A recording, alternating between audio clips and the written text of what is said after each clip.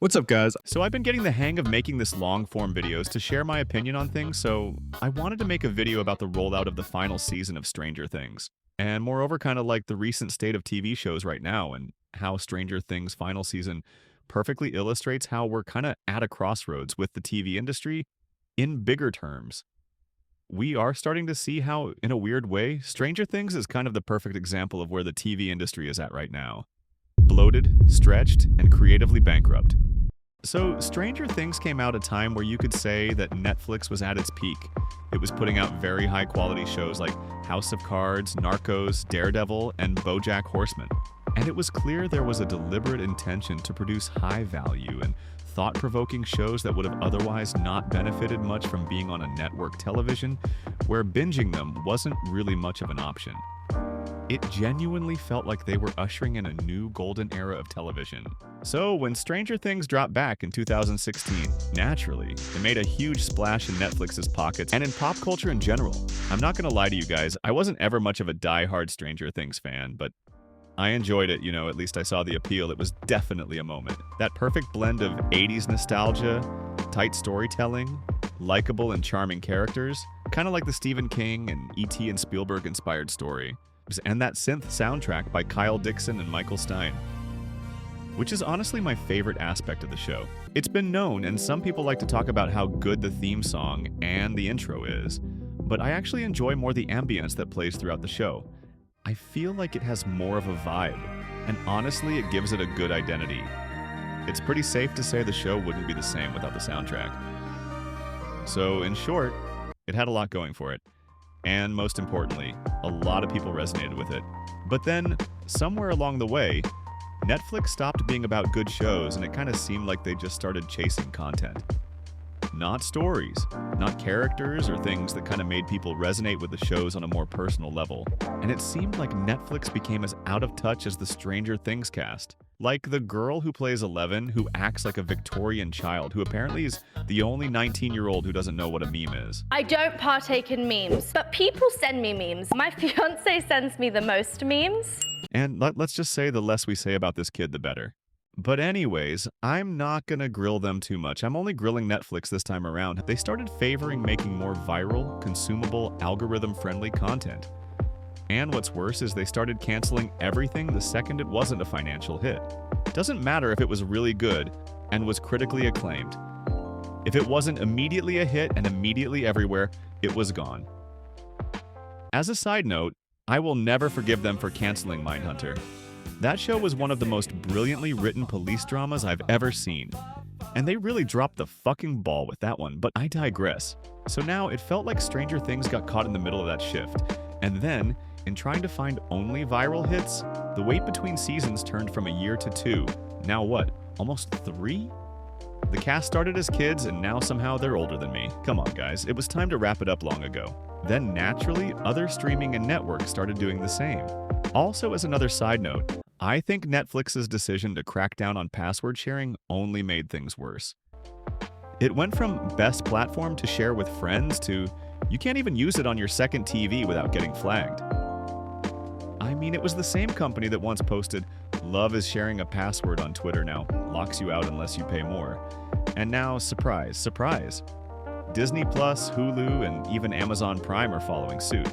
But yeah, and I'm gonna sound like a total boomer here, but back in the old days, we had 20 to 25 episodes per season, and the shows could not miss a day. This was an up-and-running machine. All year round, you would get your favorite show, basically. Now, if you ask me, this wasn't also perfect, and I kind of liked when shows shifted towards 10 to 13 episodes per season to favor more quality over quantity, but still, very consistent time frame. 1 year. Nowadays, we're lucky if we get one season every 2 years, and this is something that is affecting the industry in general. Look at shows that have come out this year like Severance, The White Lotus, Last of Us. These were all long-awaited shows that took too long to return, and I mean, we really waited 2 years to watch some mid. Oh, it's funny. I have waited No, just shut the fuck up and do it already. And to go back to Stranger Things, if they released the show the way they used to back in the day, they would be on their 9th season, guys. That really puts things into perspective, doesn't it? We waited 3 years for the last season, and now it has been another 3 years since that last season. And let's be honest, the quality hasn't been all there. It is no longer a matter of quality versus quantity. The last season wasn't bad, but it wasn't amazing either. It had its moments. Like this scene right here with the Kate Bush song.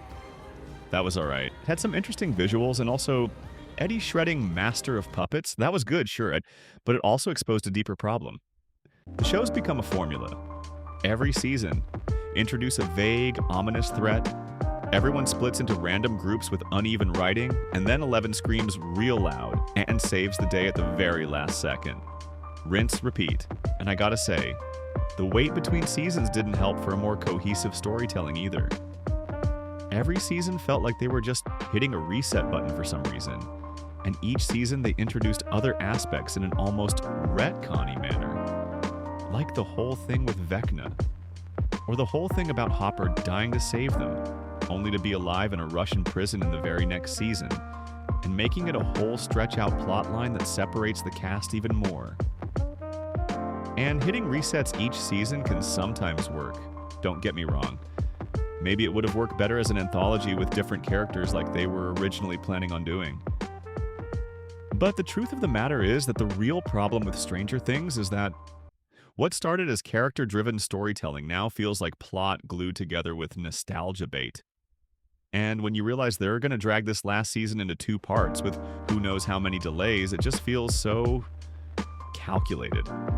If they care about momentum and fan engagement, then just release it weekly. Let people build hype, talk, speculate, get invested. Hello, it's future me talking here. While editing this video, I realized I didn't make this point clear enough. I don't care about Netflix's releasing all episodes at once format because that's what they've done always. What I was criticizing here was this kind of hybrid method of releasing some episodes in one date and then the other. It just feels like they don't want to commit to one release schedule or the other, and it feels insecure. That's it. Back to the video. But Netflix doesn't care about that. They want one huge weekend, then on to the next big moment. So, now let me clarify something.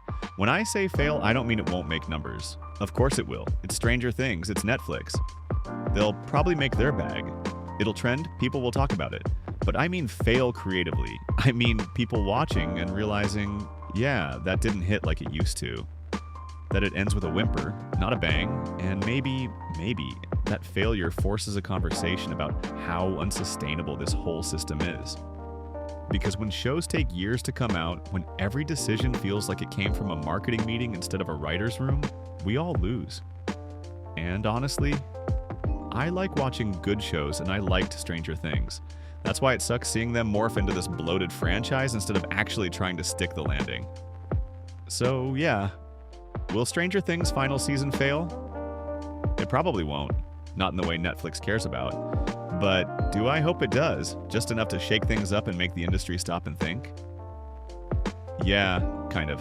So yeah, I don't know. That's all I wanted to yap about in this video. Tell what you guys think in the comments. Are you still excited for the final season, or are you burned out too? And if you like this video, I'd love it if you hit that like button or subscribe for more commentary like this. Also, I've been thinking about doing streams, just kind of playing video games and shooting the shit. And since you guys liked my opinion-based shorts dunking on Last of Us, I'm kind of thinking we could stream Last of Us with the new chronological order, and kind of see in which parts the show got it wrong and stuff. I don't know, I'm spitballing here. So make sure you stay tuned if you care about that. Also check out my shorts. And I made a video about the whole Pedro Pascal fatigue thing and the Sergeant Dokes meme, and I thought it came out pretty good. So if you're interested in that, also check it out. I'll make sure to figure out how to put it in the ending card. That's it. See ya.